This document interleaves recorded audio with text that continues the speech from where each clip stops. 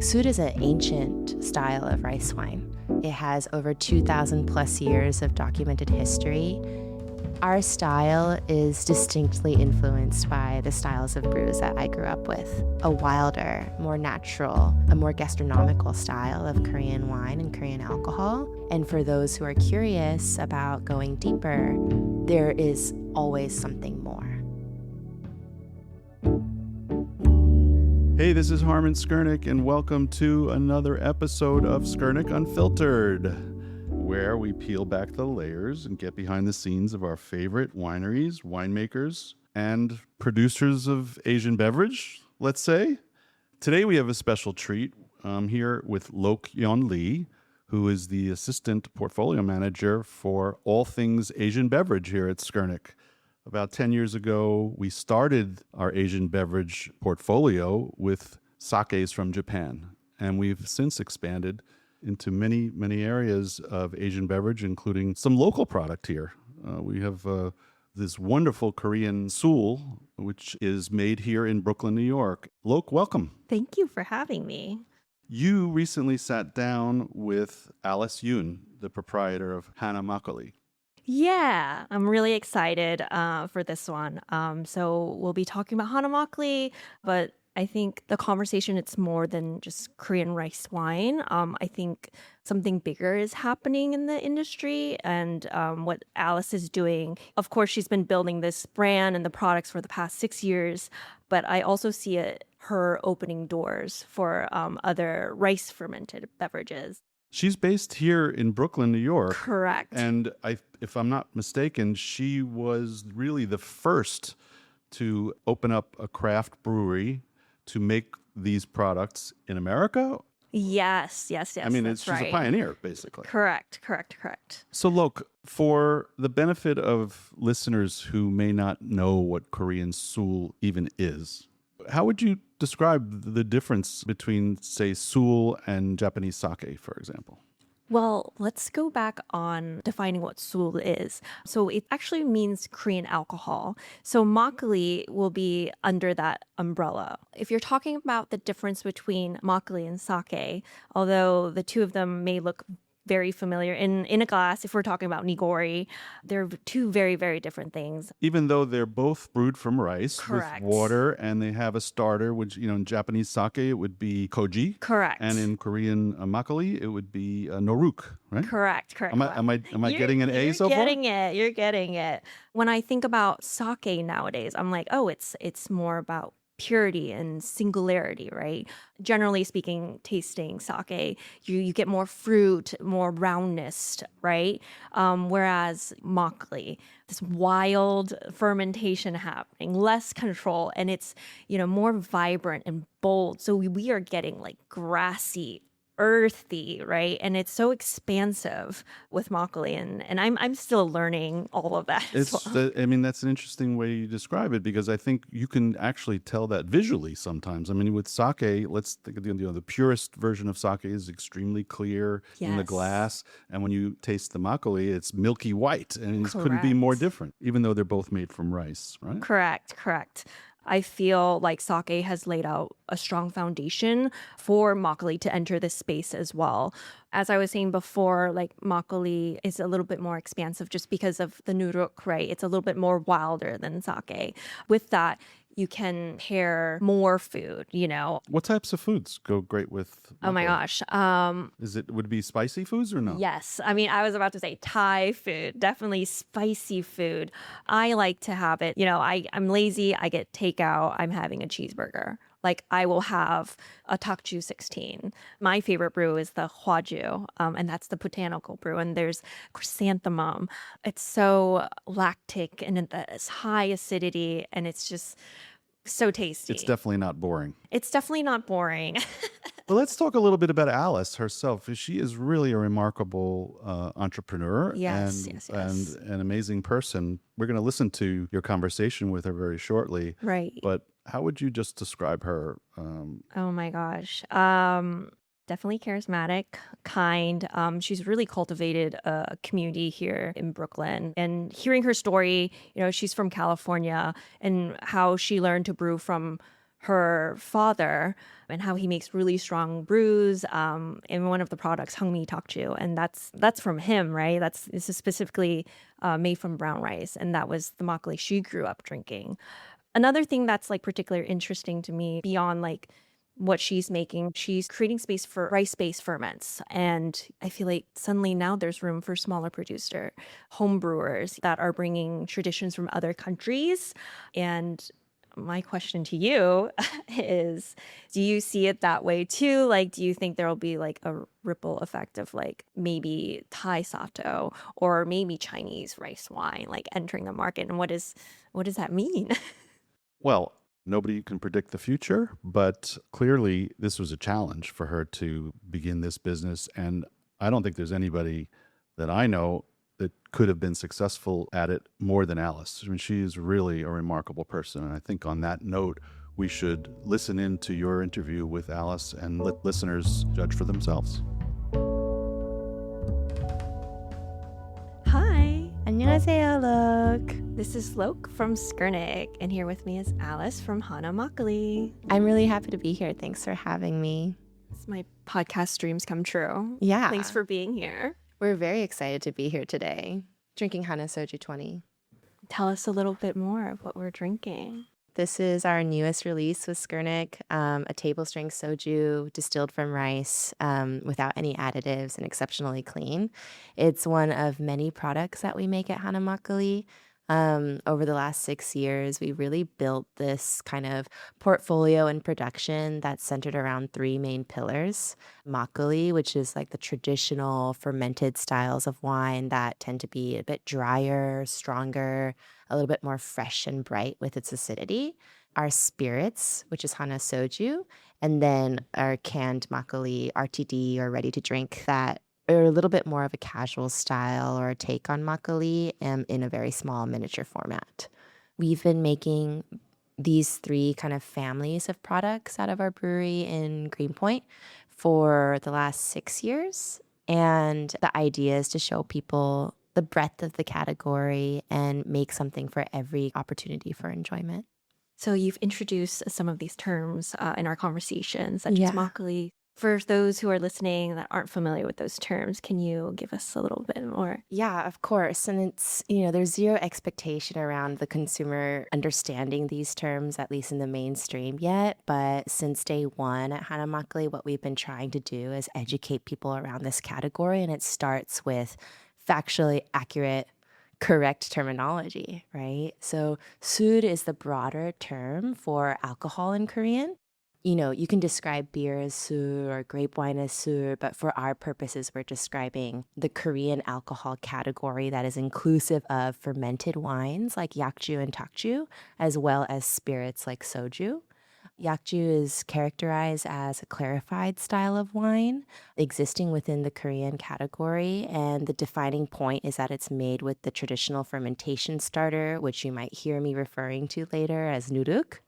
And then takju, which is the sedimented style or the sedimented portion of a brew. So long as it's kept above 10% ABV with sediment can be referred to as takju. But if it's 10% ABV or below, it's considered a makgeolli. So there's a little bit of nuance there in terms of category definition based off of a finishing style, which is, I think, a little different from other categories of alcohol, but a great way of understanding as a consumer how a product is made. How would you describe makgeolli without comparing it to other products that are already in the market?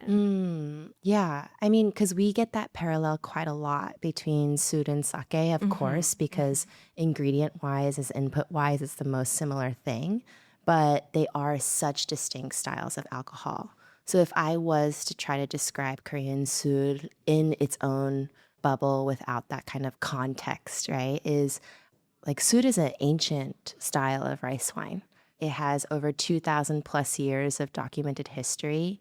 And it's a rice and or grain-based alcohol that is distinctly made from nuruk, which is that traditional fermentation starter. The thing that makes nuruk special and defines the Korean category is because of its polyculture nature. So kind of like a saison or a lambic, it is a mixed culture fermentation.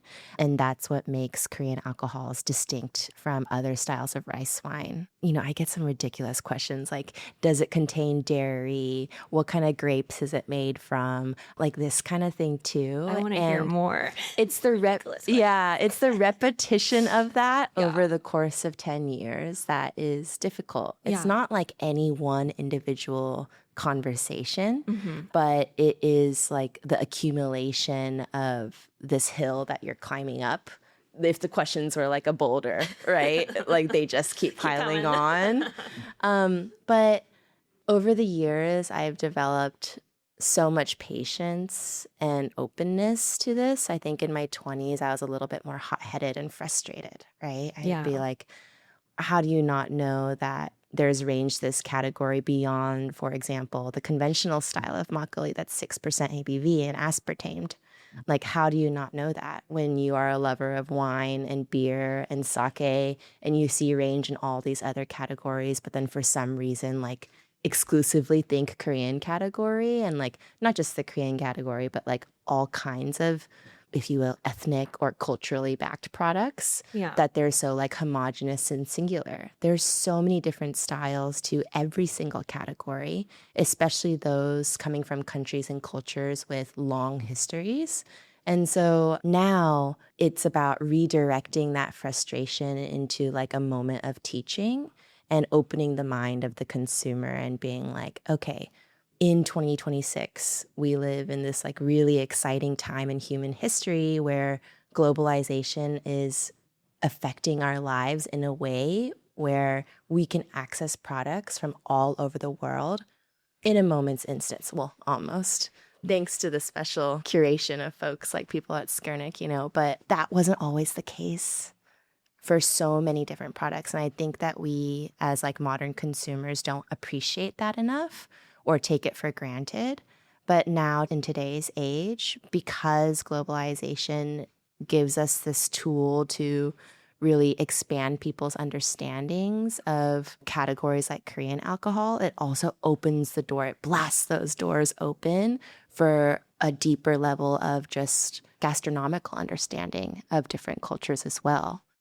What was your first memory of drinking or encountering makgeolli? Well, I mean, for a lot of people, I think it's in the context of a home. My first encounter with makgeolli was with my dad at home. He loved to homebrew and would make various styles of Korean Sool, but primarily oxidative, very dry and strong styles of yakju at home. I used to kind of equate that with the Oriental medicine my mom used to make as a Chinese medicinal practitioner.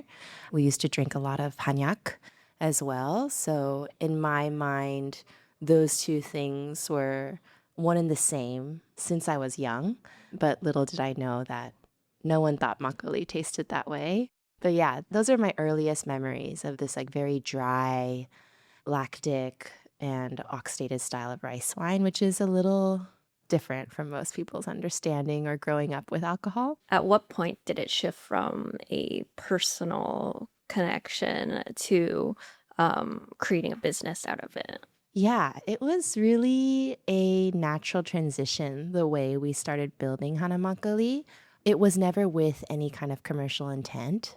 Hana Makgeolli was started off as this like bootleg project that I was doing at home, trying to develop my own discipline and satisfy my curiosity around Korean Sool through repetition and practice of brewing. But eventually that leads to too much volume of home brews in your apartment here in New York City, in your little apartment, and then led to parties, tastings, events, and pop-ups at different restaurants, all technically off the books and bootlegged still. But it was truly meant for fun. I met my business partner in 2017. He like kind of mentored me towards building Hana Makgeolli to have a commercial foundation. And that's how we started. It took about 3 years in total from like the beginning of our partnership to launch. So it really speaks to how long and arduous of a process it is to build manufacturing capability in a completely unknown category. But after those 3 years, after getting to market finally in September 2020, that's when the story really started. What did you feel was missing in how makgeolli was represented in the US? Yeah. So, in terms of what I felt was missing, I mean, it's a very big question and it evolved over kind of my career. I've been in the makgeolli space for over 10 years now. And since that starting point, the category, the industry has changed so much. If we don't just look at the US market at first and look a little bit more big picture and globally, Korean alcohol is starting to become an emerging categories in multiple markets and it really reviving itself in the Korean market specifically. There's over 4,000 craft breweries in Korea making various styles of Korean alcohol, both fermented and distilled. In the US market, though, we're still in a much earlier or I guess like underdeveloped stage of the market where we're still focusing on like product accessibility, right? Making sure that the product is available for consumers to buy at convenient places. We're looking at baseline education around what the terms are and what kind of styles are available in this category. And of course, when it comes to number of producers, the number of producers that existed in the US market 10 years ago now was maybe 2 or 3 brands. And now in the US market, you have access to about 30 different brands of Korean alcohol, whether that's imported or domestically made. So just in the last 10 years alone, we've really started to see kind of like the foundational layers of this category being not just laid, but cured, right?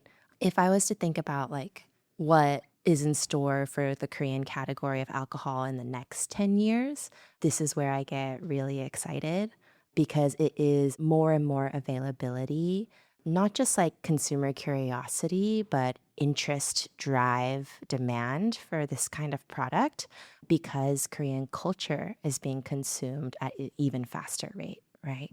And you've recently entered Hana makgeolli into Korea. Yeah. So what has that process been like? And has there been pushback Yeah. from that community? Yeah. We launched in Korea in April of last year, and it was an absolute dream come true. Hana Makgeolli's entry into Korea was so well received. And I think one of those reasons is because of our unhindering commitment to traditional values, which is very simply defined high quality agricultural inputs, and specifically rice, as opposed to like wheat flour, potato starch, etc. That's typically in conventional styles of makgeolli. Nuruk-based fermentation without koji or inoculates, which is really uncommon even amongst the craft brewing scene today. And of course, just like our years in the market and showing people that this traditional style of alcohol or Korean soul that we're making, that there is indeed a case for it in the US market and that it indeed can succeed. The irony of a kyopo is like, how do you say?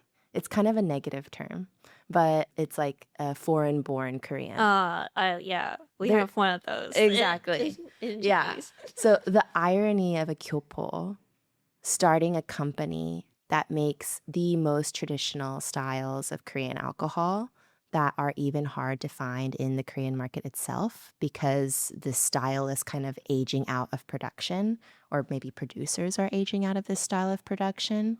The irony of that is the thing that propels us forward, right? Hana Makgeolli from the start, maybe because I was so hot-headed and not like necessarily strategic, but it turned out to be strategic, was that something that made us different from other makgeolli brands that entered the US market before us was that we were actively choosing not to simplify the product.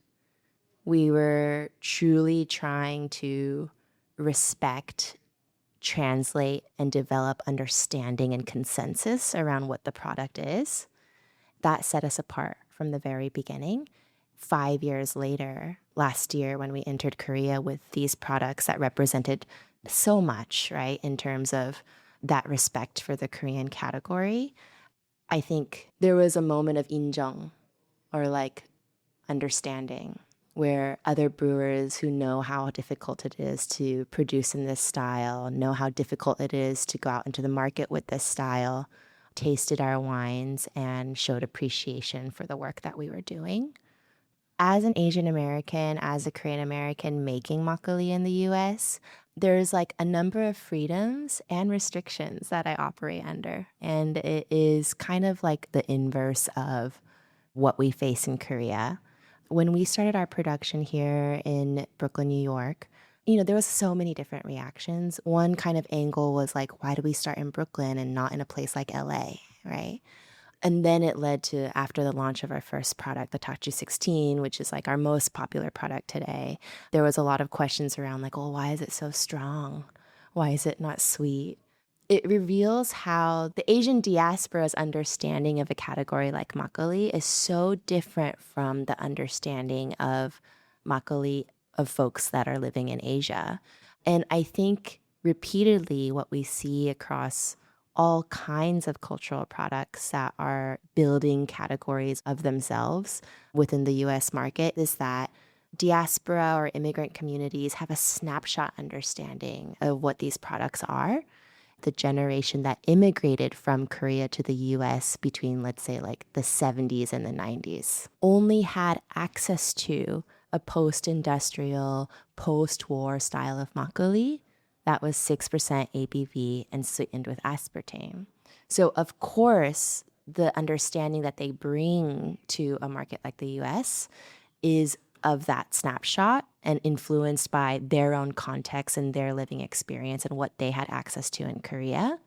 And there is very little of the traditional category of the history of Korean alcohol that immigrated along with the Korean diaspora to America. Right? It was really just that snapshot of a modern contemporary style of makgeolli. And then it was espoused by the Korean imports of a conventional style of makgeolli between the 90s and now that really like reassured people or gave them a sense that, okay, makgeolli is just this one thing. I'd like to say, like, while it's amazing that we could have access to so many different cultural products in our grocery stores today, the grocery store product is not representative of the entire category or that methodology. And for those who are curious about going deeper, there is always something more. Because of this distinction and understanding, in some ways it freed us because it gave us an opportunity to, on a blank slate, say, okay, here is our, you can say interpretation, but it is also just the literal definition. Here is our literal definition of what makgeolli is. And then stylistically, we are making a drier, stronger, natural style to show the breadth of this side of the category. And there was no one to tell us no. And then on the other hand of it, it was quite challenging for some people to understand and grow accustomed to because they wanted that lighter kind of saccharine style of makgeolli. And while that side of the category or conventional styles are still beloved and still sought after by the market, I'd like to think that our influence on the American palate when it comes to makgeolli has had a big impact. And I'm so proud of that because, again, like going back to my beginnings as a home brewer, our style is distinctly influenced by the styles of brews that I grew up with. My dad used to brew with only brown rice.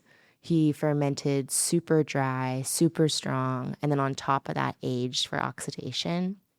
And so because my understanding of makgeolli was so distinct from others, it gave me a unique lens that most modern Korean people don't get to see as a part of Korea's and Korean Sool's tradition of domestic homebrewing. Getting that exposure from my dad from an early age, experiencing that in the context of an ever-growing and booming kind of Korean community and culture, Korean American community and culture, starting in LA and then after moving to the Central Coast of California. That's really what gave me the reassurance to put this more traditional style that I had exposure to when I was young out into the world. While some people, when we first started, were confused by the style of makgeolli that we were making, New York being the city that it is, so open to culture, so hungry all the time, it was the perfect opportunity for us to be able to say, okay, here is a place that has the curiosity to be able to appreciate a wilder, more natural, a more gastronomical style of Korean wine and Korean alcohol. And so let's just see where it goes. And 6 years later, we are here. What about from a distribution lens? How are we looking at the Korean category from Skurnik's perspective? Since joining Skurnik the past 4 years and, working very closely in Japanese sake culture and just seeing how restaurants and bar has evolved. And of course, you talked about Korean culture. And right now, society is very obsessed with K-drama, K-pop, and that's kind of like their foot in the door. And I think through food and alcohol, I feel that Korean cuisine and alcohol, the level of interest has skyrocketed at a rate it's growing faster than like Japanese culture. And it's like, why isn't this alcohol, like Korean alcohol, more exposed? Why don't more people know about it, get more excited about it? Yeah. I feel like when I met you and when we were tasting the lineup in the tap room, I was like, oh my God, like we have to take these products. Like we are going to miss out if we don't. Like I think about like Japanese sake and, it's laid a lot of the groundwork. I mean, we still have our struggles with describing what sake is because people are like, oh, like, is it made out of grapes? Similar like struggles of education, right? But I feel like now entering, let's say, like a Western restaurant, like, has a sake like by the glass. And that's easier for us to introduce like, hey, how about a domestically made makgeolli? Yeah. Like, what do you think? So it's opened more doors, and I guess there's more opportunities, and I'm excited to see where it goes. I'm optimistic. Yeah, I feel like optimistic is underselling it even. Like it's hard to think of a word to encompass like how exciting the growth in this category is. And it kind of like happened out of nowhere. Maybe it felt like it because of COVID, because like 5-year chunk where yes, people were drinking a lot, but the industry was not functioning per the usual. So post COVID, what happens is that we're seeing Korean restaurants grow at a crazy growth rate, like 10 to 12% year over year growth across the country. To put it into perspective, like a 10-year time frame between like 2008 to 2018, something like that for sake, Japanese restaurants were growing at a rate of like 6 to 7% year over year across the country. So that feeling that we get where it's like there's a Korean restaurant in every corner every single day, that actually isn't an exaggeration. We are growing at nearly double the rate of Japanese restaurants did, another 10 years ago. Of course, it is a different time. We are living in a much more fast-paced period than like the 2010s even. But I really do think that especially in categories like Korean alcohol, where food and alcohol are not exclusive to one another. They're almost always paired and always served in the same context. That growth rate of restaurants really is an indicator of the progress of an alcohol category within the same cultural sector. So the really exciting thing about the growth of Korean alcohol in the US market is that it is a consumer-driven demand.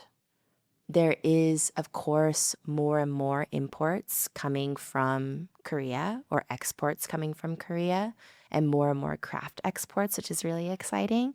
But the institution itself has not exported itself over to international markets just yet. The fact that we've gotten this far on pure consumer demand is really exciting and something that differentiates us again from the Japanese category. Ready for my rapid fire? Rapid fire. Favorite food pairing? Favorite food pairing? It's gotta be hot pot with tteokju. NYC or Korean drinking culture? I have to choose? Yeah. Oh God. Well, Korea's drinking culture is like kind of more communal and continuous, like constant. New York's drinking culture is a little bit more curious and curated. If I had to choose, it's New York for me. I heart NYC. All right, last one. One word to describe Hana Makgeolli. One word. One word. My God. Hana means one in Korean. It's my Korean name, but it also means the number one. But I like to think that it represents something bigger. So I choose togetherness. This is my last one. What do you hope people feel the first time they drink your makgeolli? Oh, the first time they drink my makgeolli, I hope the nostalgia tickles something deep in your belly and makes you laugh. Thank you for being here and thank you for sharing your story. We're so excited to build this category together. Yeah, let's keep it going, Loke. We have a lot of work to do. Cheers. Cheers. Skurnik Unfiltered is recorded at Skurnik Wines and Spirits headquarters in the Flatiron District of New York City, which is why you might hear some city noises as we go along, like horns honking. If you found the conversation interesting, please consider liking, subscribing, and leaving a review. You can stay up to date on our show and upcoming events by following Skurnik Wines on Instagram and visiting our website at skurnik.com.